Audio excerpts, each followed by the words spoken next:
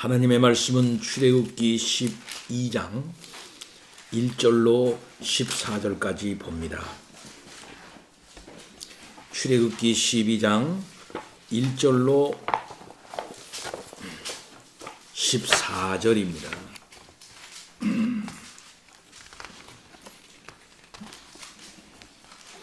출애굽기 12장 1절로 14절.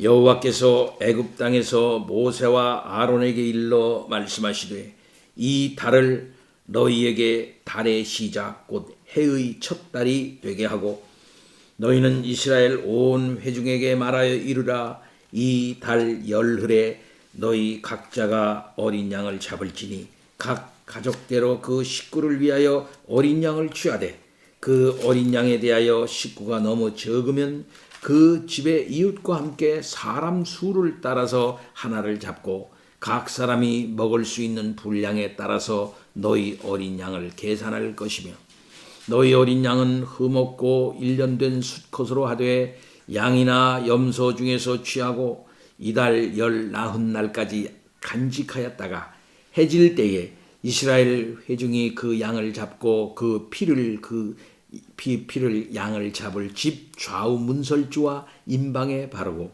그 밤에 그 고기를 불에 구워 무교병과 쓴나물과 아울러 먹되 날 것으로나 물에 삶아서 먹지 말고 머리와 다리와 내장을 다 불에 구워 먹고 아침까지 남겨두지 말며 아침까지 남은 것은 곧 불사르라. 너희는 그것을 이렇게 먹을지니 허리에 띠를 띠고 발에 신을 신고 손에 지팡이를 잡고 급히 먹으라. 이것이 여호와의 유월절이니라. 내가 그 밤에 애굽 땅에 두루 다니며 사람이나 짐승을 막론하고 애굽 땅에 있는 모든 처음 난 것을 다 치고 애굽의 모든 신을 내가 심판하리라. 나는 여호와라. 내가 애굽 땅을 칠 때에 그 피가 너희 사는 집에 있어서 너희를 위하여 표적이 될지라. 내가 피를 볼 때에 너희를 넘어가리니 재앙이 너희에게 내려 멸하지 아니하리라. 너희는 이 날을 기념하여 여호와의 절기를 삼아 영원한 규례로 대대로 지킬지니라. 아멘.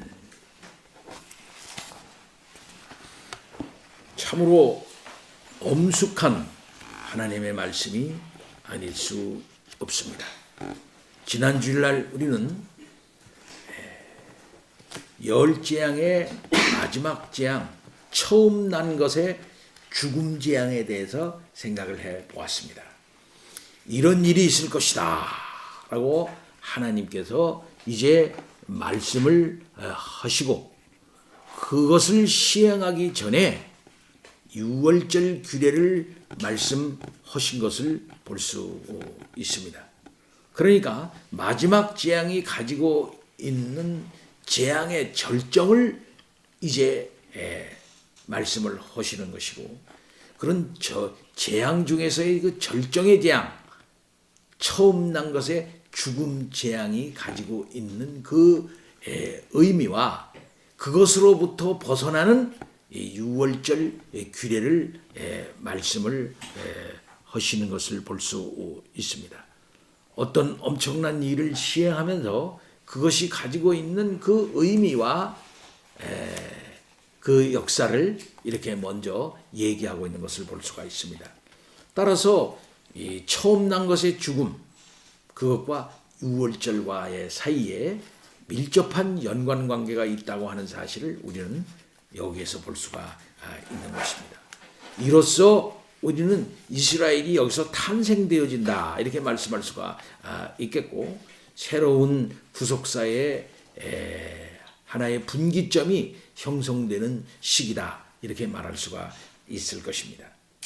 오늘 말씀은 그런 점에서 아주 중요한 말씀인데 이것은 신약과 구약을 아울러서 연결지어서 해석하지 않을 수 없는 아주 중요한 말씀이 되는 것입니다. 그래서 유월절 규례를 그 죽음 재앙이 있기 그 전에 어떤 결정적인 그것이 있기 전에 먼저 우리 하나님께서는 말씀을 하시는 것을 볼 수 있습니다.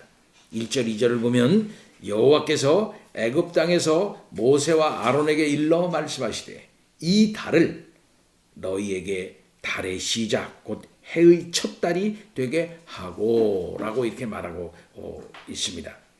모세와 아론에게 출애굽의 절정인 6월절이 일어난 때를 이스라엘 해의 첫 달로 정하라 이렇게 말씀하고 있습니다. 그만큼 중요한 날이다 이 말씀이죠. 이스라엘 해의 첫 달로 정하라 이렇게 말씀을 하는 것입니다. 그러니까 모든 시간의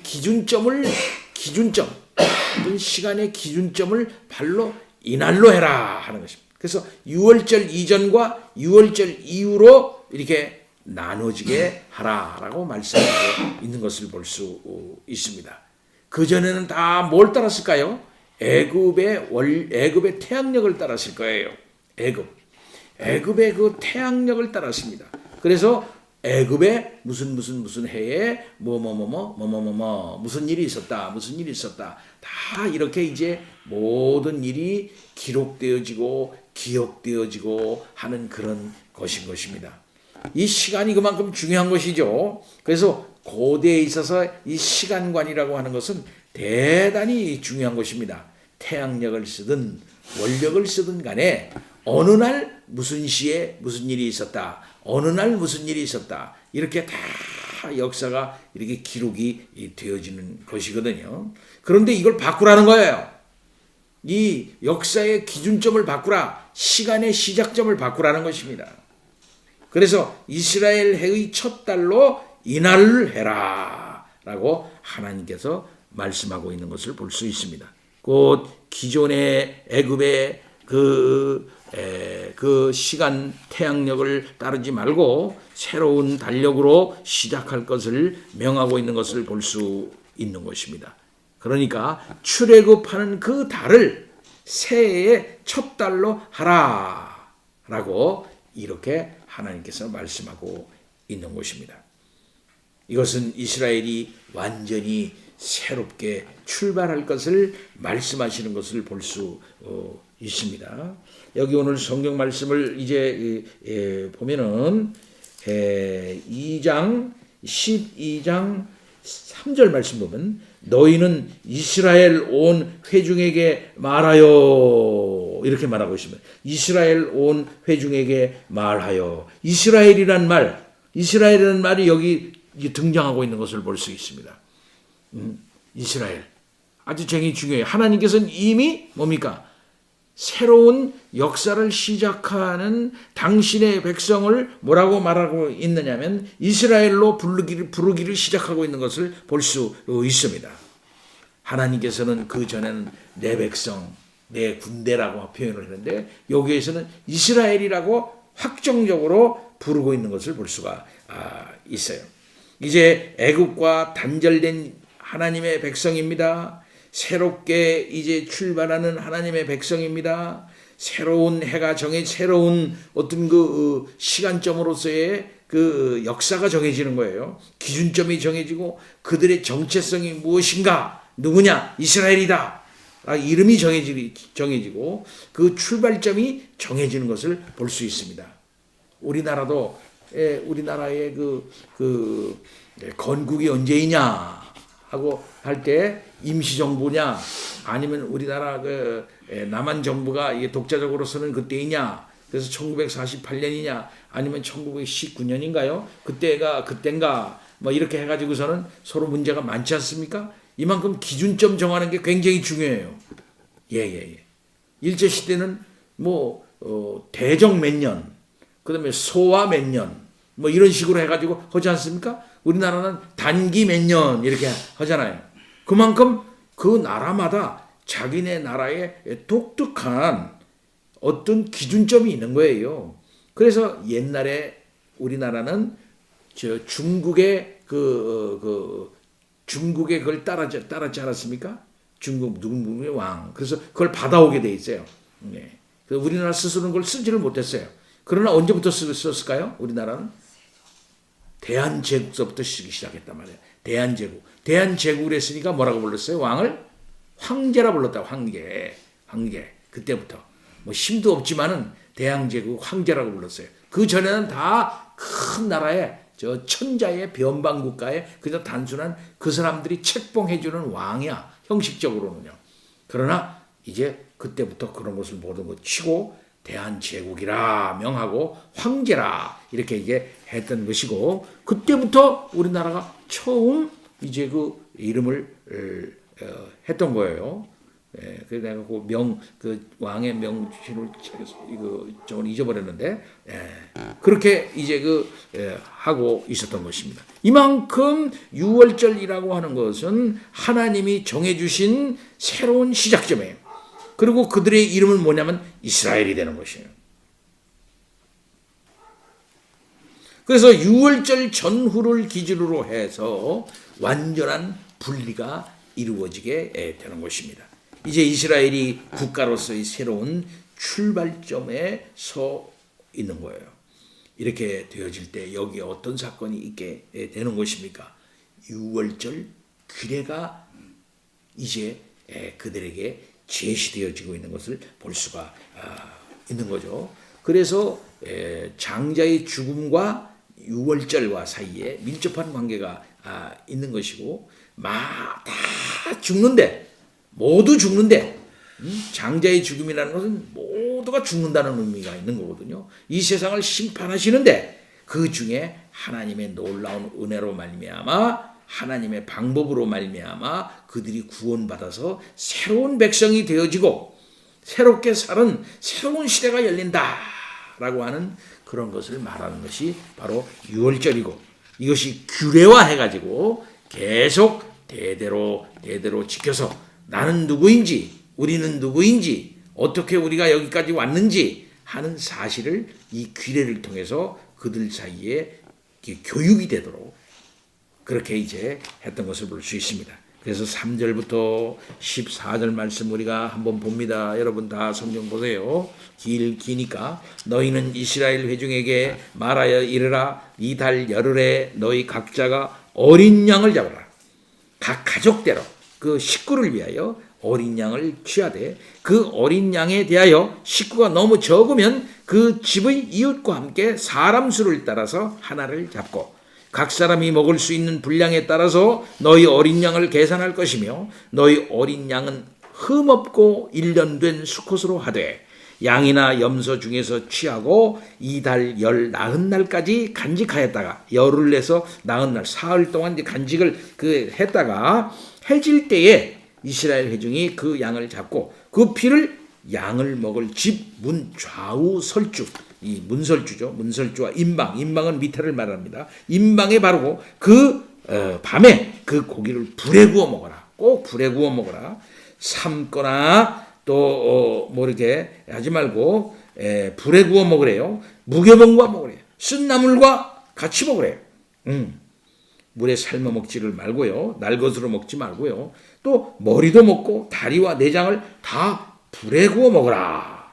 꼭 아침까지 남겨두지 말래요. 아침까지 남은 거 있으면은 곧 다 불살라버려라. 너희는 이것을 이렇게 먹을지니, 먹는 방법까지 가르쳐줘요. 허리에 띠를 어떤 자세로 먹을 것이냐. 허리에 띠를 띠고 발에 신을 신고 손에 지팡이를 잡고, 어떻게 합니까? 밤에 허리에 띠 띠고 발에 신 신고 손에 지팡이를 들고 하는 거, 여행할 준비를 딱 갖추고 꼭 뭐 산에 가는 것처럼, 먼 길을 가는 것처럼 딱 모든 행장을 잘 갖추고 먹는데 급히 먹어라. 이것이 너희의 유월절이다.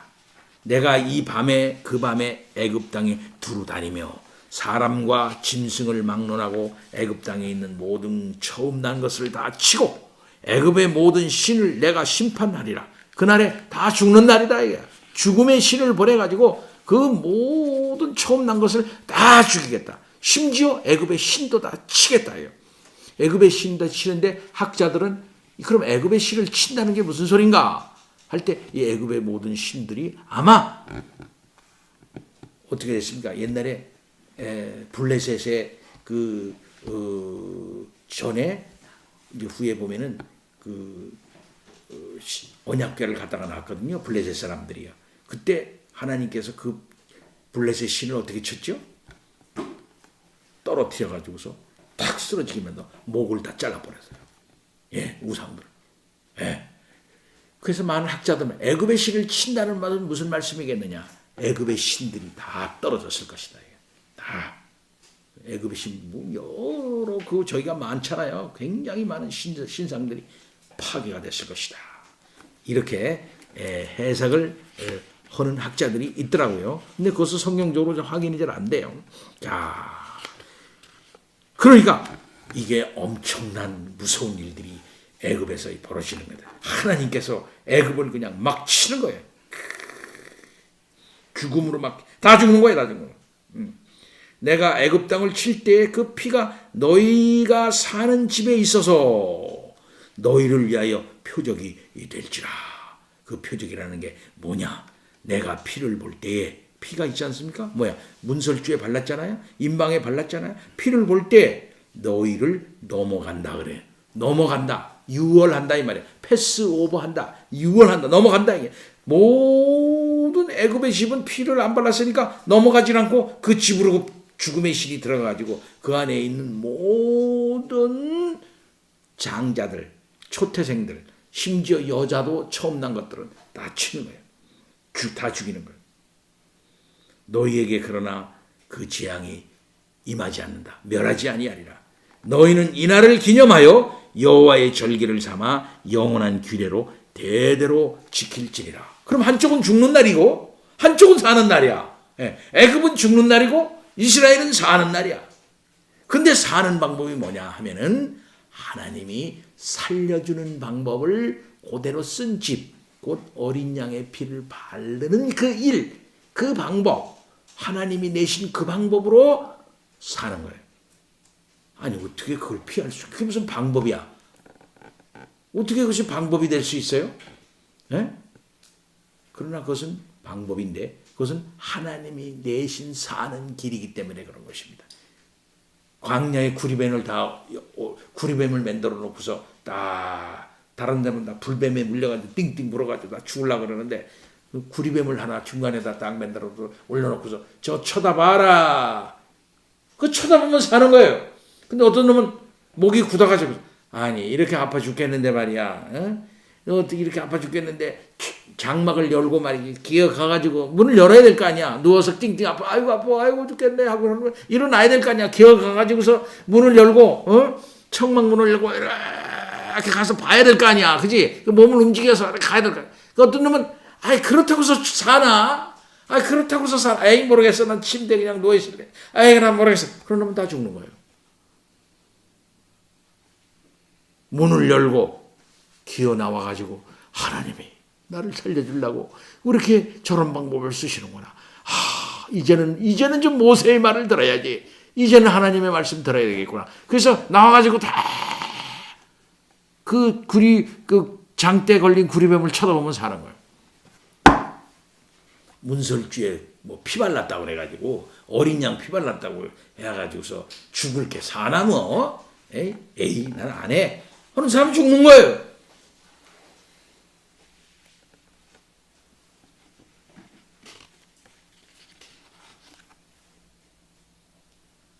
여호와께서는 모세와 아론에게 명하시기를 이스라엘 백성에게 이달 열흘에 사람 수에 따라 어린 양을 취하라 하셨습니다.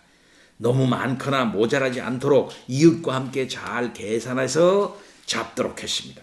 유월절 규례에서 사용될 희생 제물은 어린 양이나 염소 중에서 흠이 없고 1년 된 수컷으로 출애굽하는 그달 10일에 취해가지고 14일까지 사흘간 간직하여 두었다가 해가 질 때에 잡도록 하셨습니다. 그리고 그 피는 좌우 문설주와 임방에 바르고 고기는 날 것이나 삶아서 먹지를 말고 반드시 불에 구워 먹어야 한다. 이렇게 하셨어요. 그리고 그것을 아침까지 남겨두지 말라. 아침까지 남는 것은 속히 불에 태워라 버려라. 이렇게 하셨습니다. 그리고 모든 사람이 다 어린 양의 고기를 먹도록 그렇게 명하셨습니다. 그리고 먹을 때는 허리에 띠를 띠고 신발을 신고 급히 먹어라. 이것이 유월절의 대략 규례였던 것입니다. 그럼 이것이 의미는 뭐냐? 첫째 우리가 생각할 게 있어요. 어린 양입니다. 그것도 흠없는 어린 양.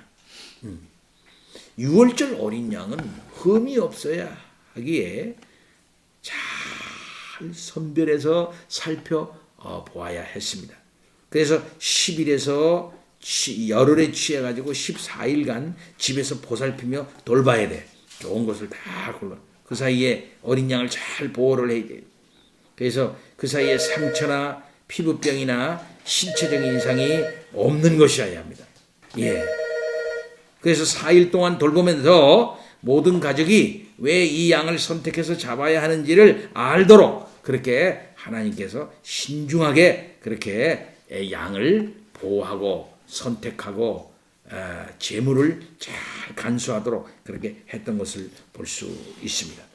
근데 이스라엘 자녀들이 왜 아버지, 할아버지 왜 어린 양을 잡아요? 어린 양을 왜 잡는 거예요? 라고 물으면 이렇게 대답하라고까지 하나님께서 대답해 주셨어요. 그것이 12장 26절부터 27절에 나옵니다. 이후에 너희 자녀가 묻기를 그랬어요. 이후에 너희 자녀가 묻기를. 아버지, 이거 어떻게 된 거예요? 이 예식이 무슨 뜻이에요? 왜 어린 양을 잡아요? 왜 쓴나물을 먹어요? 왜 어떻게 된 거예요? 하거든 너희는 이르기를 너희는 그들에게 가르쳐줘라. 너희 자녀들에게 여호와의 유월절 제사라. 여호와께서 애굽 사람에게 재앙을 내리실 때에 애굽에 있는 이스라엘 자손의 집을 너무사 유월하사 우리의 집을 구원하셨느니라 하라 하며 백성이 머리 숙여 경배하니라. 너희들을 살려주기 위해서 우리를 살려주기 위해서 하나님께서 어린 양을 잡으라고 했고 그때 문설주에다 어린 양의 피를 바르고 임방의 바름으로 말미암아 우리가 살았다라고 하는 그것을 분명하게 자식들에게 가르쳐 주라 하는 것입니다. 그럼 이것은 어떤 의미가 있습니까? 이것은 상징적인 의미가 있어요. 유월절 어린 양은 마지막 날 오실 진정한 유월절 어린 양이신 예수 그리스도의 모형입니다. 그래서 고린도전서 5장 7절 보면 우리의 유월절 어린 양이라 그랬어요. 그 다음에 베드로전서 1장 19절 보면 점없고 흠도 없는 어린 양이라 하고 예수 그리스도를 바로 그 어린 양이라고 말씀하고 있는 것을 볼 수 있습니다. 마지막 날 하나님께서 예수 그리스도를 보내셔서 십자가를 지시는데 거기서 피를 흘리시잖아요. 우리를 위해서 죽잖아요. 그 죽음이나 그 죽음으로 그것을 믿는 그 피를 믿는 사람들이 다 사는 거 아니겠어요? 근데 그것이 구약적으로 하나의 예표처럼 어린 양을 잡아서 그 문설주에 바르라. 그리고 내가 그걸 보면 유월하겠다는 거지. 아이고 하나님의 말씀을 들었더니 하나님이 내신 사는 방법인 어린 양의 피를 발랐더니 우리가 살았다. 이야 하나님이 내신 방법이 요게 사는 방법이야. 문설주에 피 바르는 게 요게 사는 방법이야. 요게 그럼 뭐냔 말이야. 신약에서 그게 바로 마지막 날 우리를 구원하여 주신 보혈의 피 예수 그리스도의 피를 상징하는 것이다. 우리를 위해서 희생하신 우리 주님의 그 희생을 구약적으로 이렇게 가르쳐주기 위해서는 너희가 사는 게 무슨 너희의 힘으로 사는 건 줄 아니? 너희가 애굽 사람보다 착해서 무슨 너희가 사는 건 줄 아니? 내가 너희를 사랑해서 구원해 주는데 너희의 구원이라는 것도 그냥 구원되는 것이 아니라 이런 어린 양의 희생과 같은 마지막 날 예수 그리스도의 내 아들 예수 그리스도의 희생으로 말미암아 너희가 사는 거야 라고 하는 사실을 분명하게 각인시켜주기 위하여 그런 하나님의 그런 어떤 일을 하신 것이다. 그냥 살려줄 수 있지 이스라엘아 너 집에 문 꽁꽁꽁 잠겨두고 있어라. 문만 꽁꽁 잠그고 있으면 그거 돼. 알았지? 그러면 내가 이스라엘이니까 내가 각자 내가 다 알잖아. 내가 너희 모르겠니? 너희를 믿음 가지고 있는 거 내가 다 아니까 무슨 그냥 넘어갈게. 이렇게 하지 않으신 거예요.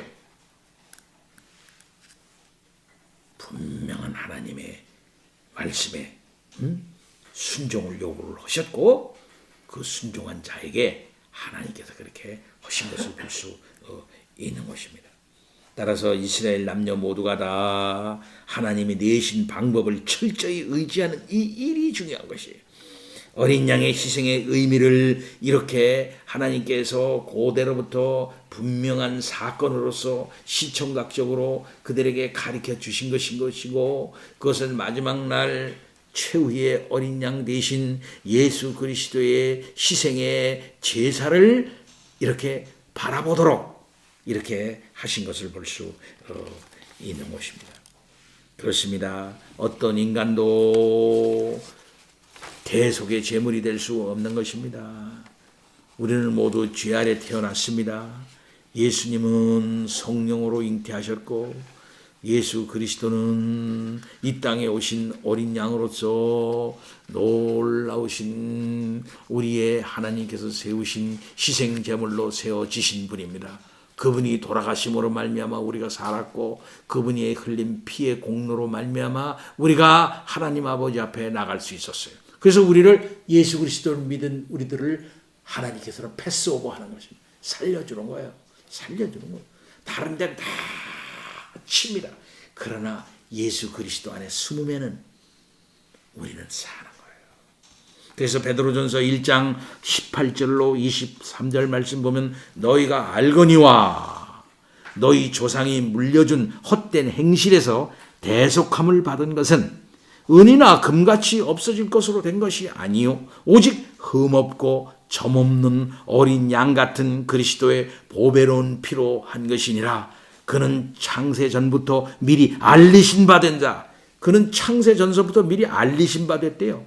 알리신 바 된 이나 이 말세에 너희를 위하여 나타내신 바 되었으니 너희는 그를 죽은 자 가운데서 살리시고 영광을 주신 하나님을 그리스도로 말미암아 믿는 자니 너희 믿음과 소망이 하나님께 있게 하셨느니라. 너희가 진리를 순종함으로 너희 영혼을 깨끗하게 하여 거짓이 없이 형제를 사랑하기에 이르렀으니 마음으로 뜨겁게 서로 사랑하라.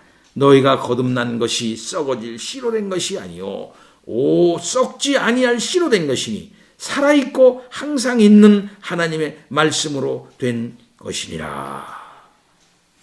우리의 죄가 구속함을 받은 것은 흠도 없고 점도 없는 어린 양 같은 그리스도의 보배로운 피로 된 것이라는 것입니다. 예. 그리스도께서는 창세전에 이미 알려지신 바 되신 분이시고 마지막 날 이 땅에 내려오신 분이세요. 그래서 그분의 놀라운 희생으로 말미암아 우리가 드디어 하나님 아버지 앞에 설 수 있게 되었으니 이 사실에 근거해서 너희들은 형제를 사랑해야 한다. 거짓 없이 형제를 사랑해야 된다. 뜨겁게 사랑해야 된다. 너희들이 무슨 잘나서 구원받은 게 아니다. 이스라엘아, 예수 믿는 사람들아, 신약의 백성들아 라고 말씀을 하시면서 도전하고 있는 것을 볼 수 있습니다. 또 에베소서 1장 3절 말씀 보면은 우리가 그리스도 안에서 그의 은혜의 풍성함을 따라 그의 피로 말미암아 구속 곧 죄사함을 받았다. 이것은 그리스도 안에서 때가 찬 경륜을 위하여 예정된 것이다. 이렇게 말씀하고 있는 것입니다. 사랑하는 성도 여러분, 이렇게 그리스도가 하나님의 아들로서 우리를 위하여 희생함으로 말미암아 곧 어린 양의 그 피를 흘려 옛날 이스라엘 백성들을 구원시켜 주신 것처럼 그와 같이 우리를 구원해서 하나님 아버지 앞에 나갈 수 있도록 해 주신 것이다. 이 말씀입니다. 마지막 날 하나님께서 이 땅에 애굽에 내려졌던 죽음의 그 엄청난 심판이 있을 거예요. 예. 그 죽음의 엄청난 그 심판이 이미 저는 내려졌다 생각을 해요. 십자가에서 우리 주님은 이 땅에 오셔서 죽으셨고 살아나셨습니다. 복음을 믿지 않고 자기 자신을 믿고 무신론적 사상과 공산주의 사상과 또 이 땅에 있는 모든 물질적 사상에 휘말려서 있는 인간주의적 사상을 따르고 있는 모든 사람, 이미 그 자체가 망한 거예요. 예, 그 자체가 이미 망한 것이. 이미 우리들에게 구원이 임한 구원은 마지막 날 완성될 것을 바라보고 있지 않습니까? 그죠? 똑같이 이 세상에 아직도 잊지 않고 있는 그 세상은 이미 망한 거예요. 그들은 우리 주 예수 그리스도 이 땅에 오실 그날에 영원한 심판에 빠지고 말 것입니다. 사랑하는 성도 여러분, 이스라엘 사람들에게 이것을 분명히 드러내시기 위해서 너희들은 어린 양의 피로 말미암아 구속함을 받아서 애굽으로부터 나온 내 백성이다 라고 하는 사실을 분명히 각인시키고 인식시키고 그 터 위에 쓰게 하기 위하여 유월절 규례를 영원토록 계속하라. 곧 마지막 날 우리 주 예수 그리스도가 오셔서 진정한 어린 양의 피를 흘릴 그때까지 계속하라고 그렇게 말씀하고 있는 것을 볼 수 있는 것입니다. 그 흘린 양의 고기를 피 흘린 양의 고기를 불에 구워서 하나도 남기지 말고 먹어야 한다. 그렇게 말씀합니다. 왜 날로 먹고 삶거나 하지 말라는 것입니까? 당시 유목민들은 삶아 먹는 게 없대요. 그냥 날고로 먹지 않아요. 구워서 먹는답니다. 그때는 다. 그러나 그런 문화적인 의미도 있지만은 더 중요한 것은 뭐냐면 이 불입니다. 불. 어린 양을 불로 태우는 거야. 불의 심판을 말한다. 이렇게 말할 수가 있겠습니다. 어린 양이 불에 구워지는 것입니다. 거룩하신 하나님의 불심판을 어린 양이 받는 거예요. 이것은 번제의 제사이기도 합니다. 이것은 소멸하는 불이라 그랬어요. 누구든지 죄를 가지고 거룩하신 하나님 앞에 그냥 설 수가 없습니다. 불의 심판을 받아야 돼요. 네. 따라서 그리스도는 십자가에서 하나님의 불의 심판을 받은 것이에요. 누구를 대신해서? 우리를 대신해서 우리 주 예수 그리스도께서는 하나님의 거룩한 불심판을 받으시고 그로 말미암아 우리 머리에 불심판이 떨어지지 않도록 이렇게 하신 것입니다. 따라서 우리가 성경에서 잘못 해석하는 사람들이 뭐 성령의 불을 받아야 된다, 성령의 불 받아야 된다 할 때 이 불이라고 하는 것은 뭐냐면은 잘못 해석하는 경우가 많아요. 오순절 다락방에 마가 다락방에서 오순절에 불이 내렸습니까? 불 거기에 불 내렸나요? 뭐가 그럼 있었어요? 불의 혀 같은 그랬어요. 불의 혀 같은 같은 불이 내린 게 아니에요. 불의 혀 같은 형상이라 그랬어요. 예, 불의 혀 같은 불 그 자체는 뭡니까? 내리지 않았어요. 여기서 말하는 불도 결국 무슨 불이냐 할 것 같으면 이 불은 정화의 불이야. 깨끗하게 하는 불이에요. 태워 없애는 불이에요. 그래서 하나님의 심판의 불이 되는 것입니다. 여기 불도요. 예수 그리스도는 고난의 잔을 받았습니다. 그 고난의 잔은 하나님으로부터 버림받는 그 잔이었습니다. 우리 대신 버림받고 우리 대신 우리 주님이 심판받음으로 말미암아 그 하나님의 모든 화를 다 잠재우시고 자기는 불살라 결국은 하나님으로부터 끊어지는 그런 고통을 당하시고 우리의 죄를 다 맑게 해 주신 것이지요. 고기가 남겨져 버려지면 땅에 썩어질 것입니다만은 그것도 다 불에 태우라고 말씀하고 있는 것입니다. 여기에는 아주 상징적인 의미가 있는 것을 볼 수가 있습니다. 소멸하고 태워버리고 없애고 철저히 그렇게 해야 한다 하는 것을 분명히 말씀합니다.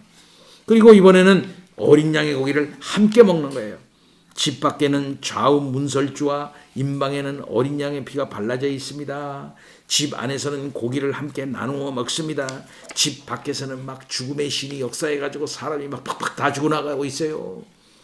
그래서 막 그냥 죽음의 신이 막 달아나면서 애고에는 막 그 밤에 막 치는데 이쪽에서 문 딱 걸어 잠그고 피로 그리스도의 그 어린 양의 피로 딱 그렇게 임봉을 딱 한 다음에 딱 이렇게 막아 놓은 다음에 그 안에서는 급히 어린 양의 그 고기를 먹어요. 밤에. 철저한 단절이 있잖아요. 죽음 피 밖에 피 안에 그 단절이 딱 있고 그 단절된 그 세계 안에서는 그들이 어린 양을 먹어요. 같이 먹는다며. 그래서 어린 양의 피 안에서 형제의 교제가 이루어지게 되는 겁니다. 하나님의 관계가 끊어진 자들에게는 심판이요, 하나님의 관계가 이 어린 양의 그 믿음을 가진 사람들끼리 회복이 되면서 서로 그 속에서 참된 교제가 이루어지는 것이. 그래서 저들은 죽고 우리는 살다. 야, 그 밤은 무서운 밤입니다. 무서운 밤, 죽음이 막 난리치는 밤입니다만, 그런 속에서도 그 안에는 이 태풍의 눈 안에서 있는 평화와 같이 놀라운 평화를 누리면서 다 그 밤에 밤을 먹고 든든히 배를 채운 다음에 허리띠를 짊고 다 신발을 다 묶고서 말이죠, 지팡이를 다 준비하고 날이 새기만 기다리는 거야.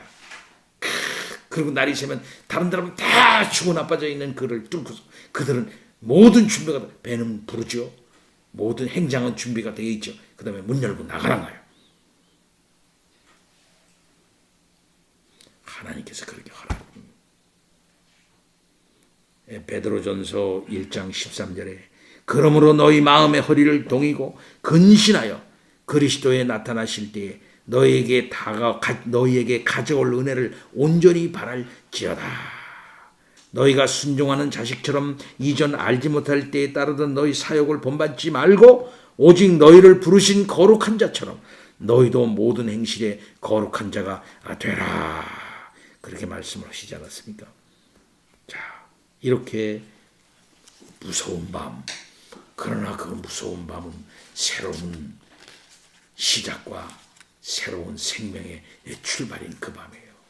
한쪽에서는 죽고 한쪽은 사는 겁니다. 한번 생각해 보세요.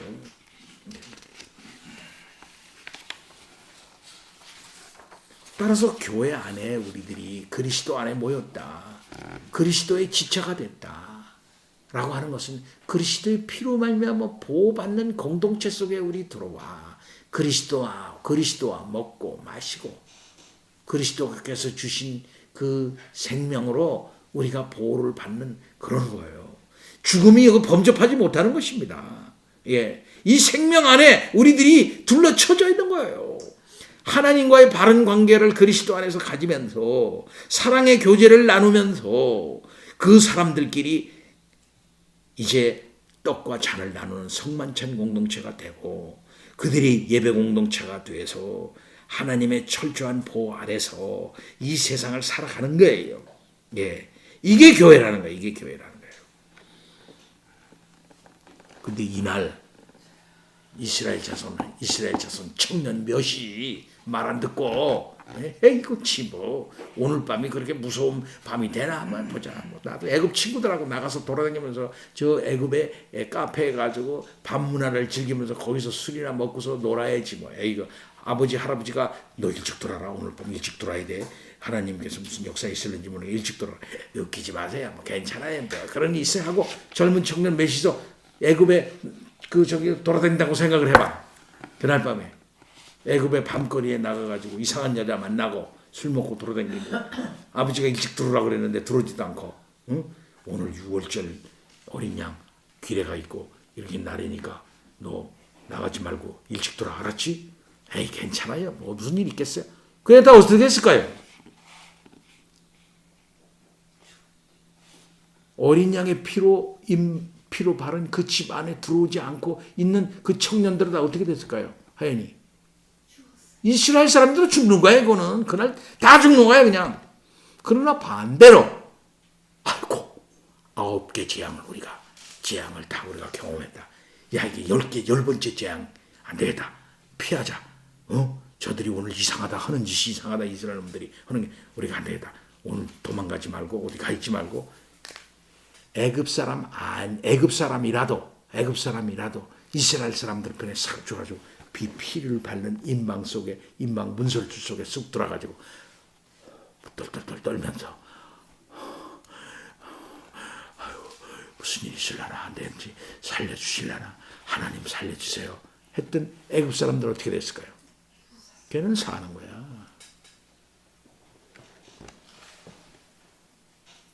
그래서 모두 예수 그리스도를 믿는 안에는 남자나 여자나 자유자나 노예나 이 나라 사람이나 저 나라 사람이나 다 하나고 다 아브라함의 자손이다 그랬어요. 사랑하는 성도 여러분, 이러한 뜻이 있다는 것을 우리들이 깨달을 때 6월절 이 규례가 얼마나 중요한 신학적 의미를 갖는가 하는 사실을 우리들이 깨달아야 되겠죠. 6월절 음식 먹을 때의 자세입니다. 예? 허리에 띠를 띠고 발에 신을 신고 손에 지팡이를 들고 급히 먹으라. 느긋하게 편안한 자세로 먹지 말라 이 말이에요.